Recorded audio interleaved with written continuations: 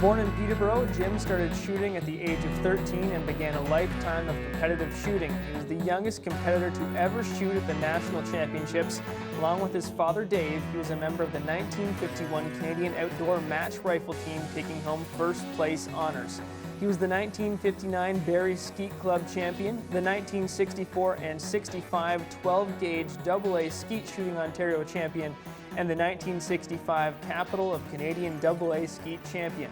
In 1965, he shot 100 out of 100 at the Peterborough Skeet Shooting Championships. This was the first time a perfect score had been recorded at the club. From 1959 to 1965, Jim dominated the Peterborough 12-gauge Skeet Shooting Championships. Jim was the Peterborough Trap Champion in 1977, 81, 82, 88, and 1994. He shot with the Peterborough team when they won the Quinte League Championships from 1989 to 1998, and again in 2005. He has competed in the Quinte Trap League for 40 years. In 2010, at the age of 77, he was presented with the Senior of the Year Award and was honored with the Rose Gordon Memorial Award for his long-standing commitment to the Quinte Club. He won the 2010 trap shooting handicap by hitting 24 out of 25 birds from 20 yards. Jim Clement has been a dominant presence in the sport of rifle, skeet, and trap shooting for more than 60 years. Jim Clement, thank you so much for joining us. And thank you.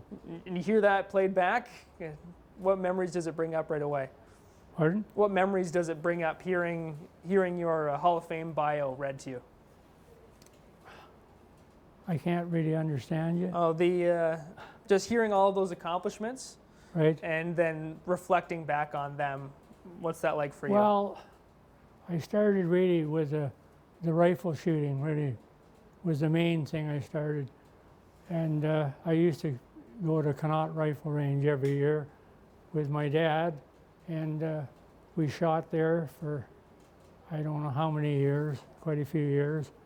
Then I gave it up because we used to shoot for a whole week, and then they put it into a two-day thing, and it got to be a little bit too hard to do this, so I quit that. Got into the skeet shooting, and a fellow by the name of John Swinnerton, he's passed away now. He was the guy that taught me how to skeet shoot, and I was pretty successful with that for quite a few years. And after I'd been in it for a few years, it got to be pretty expensive going to these tournaments and that, on the weekends and that, and you had to stay overnight. And so I quit that, and then I got into the trap shooting. And I taught myself trap shooting, and I didn't do quite as well in trap shooting as I did in skeet, but I still used to be able to win the odd shoot, you know. What's the difference between trap shooting and skeet shooting? Skeet shooting is, there's 8 different positions. The houses are 120 feet apart. You shoot 2 single birds, one from the high house, one from the low house, then you shoot doubles. Both birds come out at the same time. You do that at number 1 station, number 2 station, number 6 and number 7, or no, numbers 7 and 8, and then the center one you shoot singles. But you go around 8 different stations, and you use an open bore gun which has quite a spread. The birds are traveling at roughly between 50 to 60 miles an hour. Wow. Trap shooting, you have 5 stations. The first stations are 16 yards away from the house. The trap oscillates back and forth. You don't know what the angle is coming out. And in trap shooting, in Quinte League, you shoot 50 birds from the 16 yards. If you shoot, say, 23, you'd be back at the 23 yard for the handicap. Everybody moves back depending on what scores you shoot. Does the pressure just keep on building as it goes on? Yeah, and you shoot 5 shots at each station. Start off at number 1, fire 5 shots, then you move to number 2, and number 5 comes up, and you shoot the 25 shots that way. What was the moment that you can remember first falling in love with shooting? Well, my dad was in the gunsmithing business, and I used to hang around his shop all the time, you know, people coming in and meeting a lot of the shooters and things, and that's what got me started into it. And with the rifle shooting, at the time we lived on Chemong Road, and we had our own rifle range, 50-yard and 100-yard range, so I used to have to practice there. My dad made me practice there 2 or 3 times a week to keep in shape, you know. Mm-hmm. So that's how I got into the rifle shooting. Now, the maintenance that goes into shooting, or the amount of work that goes into just maintaining your guns, I'm assuming that was passed down to you from your dad, who was... Pardon? Just maintaining your guns. Yeah. How much work does that take, Well, apart it from the takes sport? quite a bit, yeah. You have to make sure that my dad always made me, as soon as I finished shooting, had to clean them out, you know, clean the barrels and rub them down. He had a special grease he made up that we had to rub on the guns so they wouldn't rust and everything from you. Because in the hot weather, your hands sweat, and it will rust your guns if you don't look after them. Mm-hmm. So we used to have to maintain them like that. But I learned a lot about gun repairs too, and I built the stock on my trap gun. I built it myself. It's all carved out. It fits your hands and everything. I would like to rot it down, but Mm-hmm. kind of hard to bring guns down here too. Yeah, you can't walk around with guns, I guess. No. You used to be able to do that because the places we shot, we used to shoot the Ontario Championships at Toronto, right at the International Airport. Mm-hmm. And when we're shooting there, we were so close to the people, you could see them sitting in the planes. And nobody ever said anything for years. And we done that for years and years at the Ontario Championships. And we shot rifles in Toronto. There was a street across the road from us where we used to shoot rifles at Long Branch. Mm-hmm. Things have changed quite a bit over the years now. Yeah. To what they used to be. And you've been to Barrie, obviously, for shooting Quinte. Where did shooting take you in Canada? Well, I never went out of Canada. Quite a few of the people went out of Canada, but I never went out of Canada. Stu Shade, like, he had lots of money to spend. He could afford to do this, but I couldn't afford to do it at the time, you know. Mm-hmm. So I stayed pretty well in Canada. I shot in, I think the farthest way was Montreal. Okay. Yeah. When you did go to those competitions, when you show up ready to compete, what was your mindset when you got there? Well, you have to be, even driving to the shoots, you have to get yourself kind of psyched into it, you know. You get yourself worked up and think about what you have to do and get a mindset that I used to shoot a lot better if I got quite nervous. If I didn't get nerved up, I didn't shoot very good. A lot of people were the other way around, but not me. I've seen me when I could hardly get the shells in the gun. Yeah. But I shoot good when it was like that. Did you have routines or superstitions? No, No? no. No, no. So when we talked to Sally Graham about shooting, she would describe entering a zone, like just being able to shut out the outside One time world. when I won the Barrie Championship, I got out of the car when they were calling my name to shoot. I was late getting there. Mm-hmm. And they called my name out, and I just had to grab my equipment and get out there, and I went out and shot 99 out of 100 and won the shoot. Wow. Do you remember the time that you did shoot 100 out of 100 in Peterborough? Well, the thing is, when I shot the 100 in Peterborough, I was driving out to the club on the 5th line of Smith, where our club is, and a guy stopped me on the way out. He was coming from the club. He'd been out watching them. And he said, "Jim, don't bother going out there." I said, "Why?" He said, "Well, there's 299s there." two guys have shot 99. And I said, well, you never know what can happen. So I went out and shot 100. But when I shot my 100, I was shooting with a Model 12 pump shotgun, which was a lot of disadvantage. Most of the people were using over and unders and automatics. So I had, out of each 25 rounds, I had 8 shots. It was doubles. So it made quite a accomplishment for me to do that, you know. Now, for people who don't know shooting, can you compare that accomplishment to, say, a hole-in-one in golf or a perfect game bowling? Where would it rank? Yeah, it would be with a perfect game, and a lot of people think there's nothing to it, but I think some of them should come out to the club and try it someday. Yeah. Like we've had people come out there and said, oh, there's nothing to that, I could hit those birds with a 22. And we had a guy come out there one time and said this, and I said, well, try it someday. He tried it and he shot 2 out of 25 with a shotgun. And he found out it wasn't just as easy as what he thought it was. And you're talking about these clay birds, discs? yeah. Okay, Yeah. So they get launched from high, or from low and from high angles. Well, in skeet, as I said, they come out at 18 feet high out of the high house, 3 feet high out of the lower house. But they cross at number 8 station at 18 feet. Okay, so when you're tracking those targets, what is your strategy when there are 2 of them flying in the air?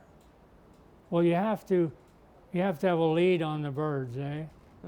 You have to, at the first station, you shoot a little underneath the bird. As you move around, at number 4 station, you have to get out at least 4 to 5 feet in front of the bird to hit it. Okay. Like I don't shoot this way, but this is what the average. I just swing and pull the trigger, but to teach people, I tell them what they're supposed to do. Stu Shea, I taught him how to shoot. He couldn't hit nothing when he came to the club. If for you it was instinct. And that's what I did. I used to teach a lot of people. I taught Johnny Hunter, which he ended up being Canadian Junior Championship. And the championship you won with your dad. So you and your dad finished first in a Canadian championship? That was the rifles. Okay. I shot rifles with my dad. I never shot skeet with my father. So the rifle competitions then, and that's trap? No, that's 22 rifles. Okay, so sorry, pardon my ignorance with it all. There's quite a difference, yeah. Now, take me through that competition with your dad. You guys are on the same team. It's the person who taught you. That must have been a special moment. Yeah, we used to go to Clement Rifle Range, which is in Ottawa, directly across from the arena, down on the Ottawa River. And that's where we used to shoot the rifles. Okay. And for a long time, we used to get beat by a couple of guys, the Boa families, which his father worked for CIL, which was an ammunition company. And they used to just beat us by, when you're shooting rifle, you had a 10 ring, but then inside the 10 ring you had what they call the X ring, and they used to X ring us out by a few shots all the time, till we found out that what they were doing, they weren't using the Canadian ammunition that the father was supplying. They were taking the boxes out and putting American ammunition in it. When we found that out, then we started beating them then. But up until then, they used to beat us all the time. What difference would the ammunition make? Well, we were shooting 2 different guns at the time, and I don't know what it was, but my dad used to test different kinds of ammunition. We had one gun that would shoot Remington ammunition perfect. The other gun wouldn't. It had to shoot Winchester. So when we started using this ammunition, their ammunition seemed to be a little more superior to what ours was. But once we got onto that and found the tricks, we started to beat them then, you know. We beat them quite a few times too. How good did that feel?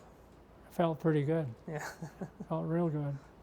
Yeah. Is that what kept you motivated to keep on going? Is just that feeling of winning? Oh yeah, yeah, that's for sure. Yeah. And you still shoot now? Pardon? Do you still shoot? I don't shoot rifles anymore. Okay. I haven't fired a shot out of a rifle for probably 35 years now. Mm-hmm. It's just trap shooting now. The skeet shooting, our club, they done away with it when all this rules and regulations come in with the skeet, Mm-hmm. and they shut our skeet, the government shut our skeet club down. So all we have there now is trap shooting. Can you tell me about this This is big trophy? This is a skeet trophy, which I won. Nobody's ever won that. I won it, I think, 7 times in a row, and then I quit. That's when I quit, when I couldn't afford to go to all the tournaments. Mm-hmm. But then somebody talked me into coming back, I think in 1970 something there, right here, I think it is, yeah. Yeah, 76. 76. Somebody talked me into coming back again, and I beat them all again. But I never went back to shoot skeet anymore. And there isn't any skeet in Peterborough anymore now. So this is from the Peterborough Club? Yeah, that's Peterborough Skeet and Trap Skeet Championship And where was it located in town? on the 5th line On of Fifth, Smith. okay. Yeah. And Yeah. these other 2 trophies here as well? They're from, they were shot at Toronto at the York Gun Club. That's where we used to shoot the Ontario Championships. So did your reputation precede you? Were you that good where you're showing up places and they're saying, oh, here comes Jim Clement? Oh yeah, well I used to, the one time in Toronto I shot off with Barney Hartman. His pictures there with Stu Shea. He was world championship. And him and I tied one year. And he said to me, what do you want to do, Jim? Do you want to flip a coin or do you want to shoot off? And I said, well, it's an honor to shoot off with a guy like you. I said, I know you're going to beat me, but I said, I want to shoot off with you. So I went another 50 rounds, but I knew he was going to wear me down eventually. How physically exhausting is it shooting off? You get nerved into it, so you have to. It's kind of hard on the body. Mm-hmm. I used to run a bit to keep in shape and that, but right now at 88 years old, I'm lucky to be walking, I guess. So I don't do anything like that anymore. I do a little bit of exercise, take my dog out for a walk a couple of times, and helps you keep in shape. Do you see any up-and-coming shooters at all? Like when you do go out and shoot skeet, do you still enjoy teaching? Oh yeah, yeah. And right now we have 2 guys at the club right now, trap shooters, that can pretty well compete with anybody in the country right now. So, but right now my scores aren't very good anymore, but I still enjoy shooting and meeting the people, you know. I met a lot of nice people over the years. Mm-hmm. Yeah. Is there a seniors division that you can compete Yeah, in? I'm in seniors now, Okay. but I'm competing with people 60 years old, Mm-hmm. and I'm 88 years old, so it makes quite a difference. You're looking for the masters division. Yeah, yeah. It's I'm getting over the hill, so Well, the sport gave you an opportunity to pass it on to your sons or your son, well, right? my son never got into shooting much. In fact, I took him deer hunting one year, and we had to go in by water, and he thought we were going to drown him because it was a little rough. And but the son of a gun, he went out the first day and shot a great big buck, Mm-hmm. and he never went, and he wouldn't go back after Oh, that. no? Yeah. Okay. So did he compete in this sport at all, or no? No, just the he one-time doesn't do hunting? any shooting at all. All right. He's got my big groundhog rifle that I built, but he just keeps it as a keepsake. Mm-hmm. And for you, the hobby of building guns, how much of a passion was that for you? Oh, it's great. And I load all my own ammunition too. And it's, I don't like the factory ammunition because you get a lot of duds in it, and it used to be pretty good, but the last few years, it's a lot of the stuff's being made out of the country now, and I'm in a lot of trouble. But I still enjoy getting out and meeting the people, and that's, you know, that's more. Doesn't mean too much of shooting anymore. I don't get too serious anymore about it. Have competitions changed in many ways since? Well, they've shut down everybody. They've shut down hundreds of clubs in Ontario.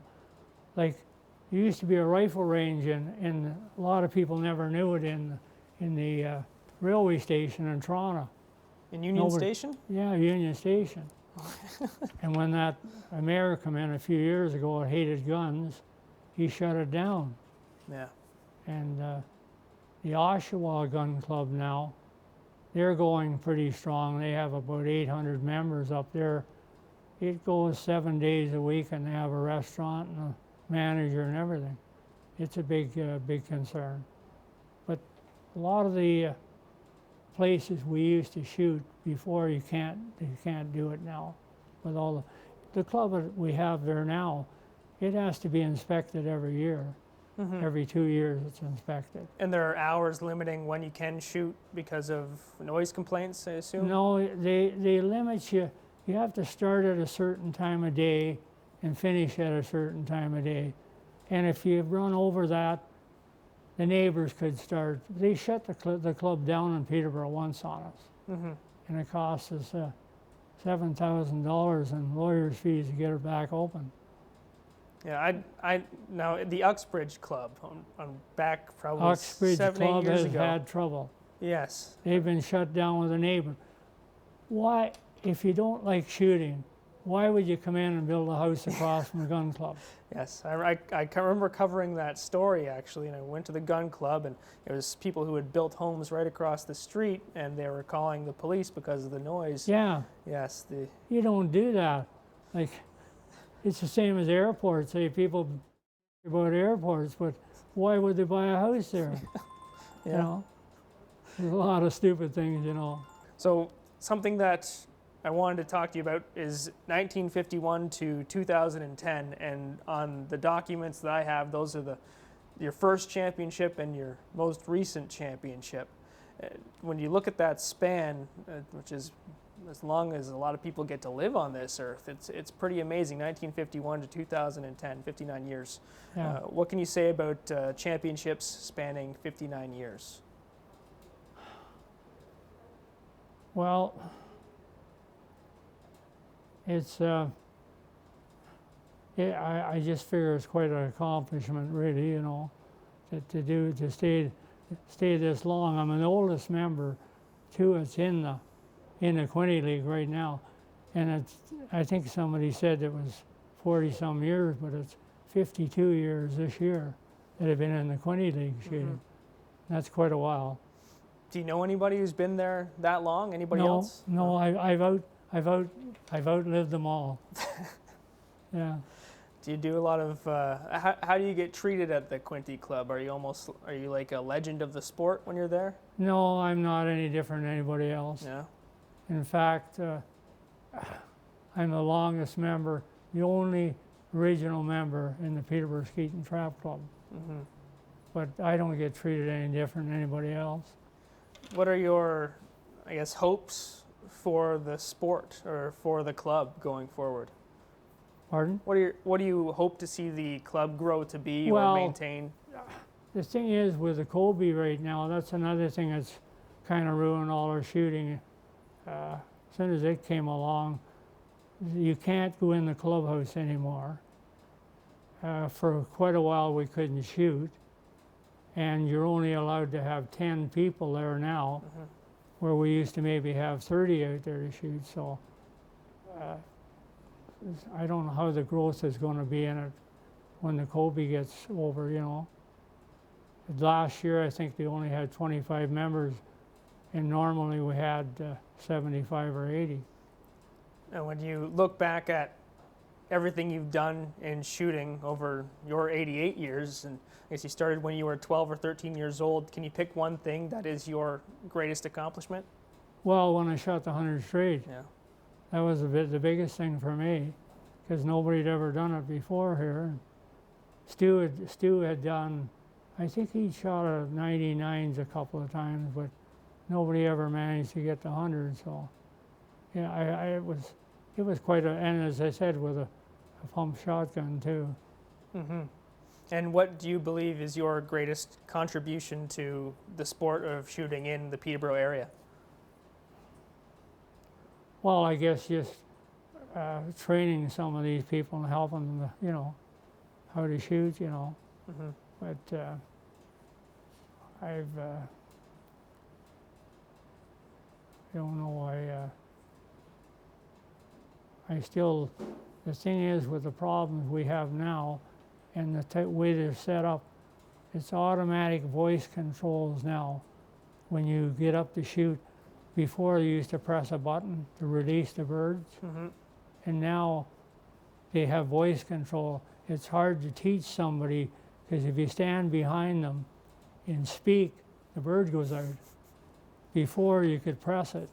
Yeah. So it's a little bit more difficult now to teach people how to shoot now than it was in those days. And this automation stuff doesn't work as good as what the old Yeah. style did either. So do you want to be remembered in the sport as a coach or a competitor? Oh no, just as a competitor, I guess, Yeah, All right. I think so.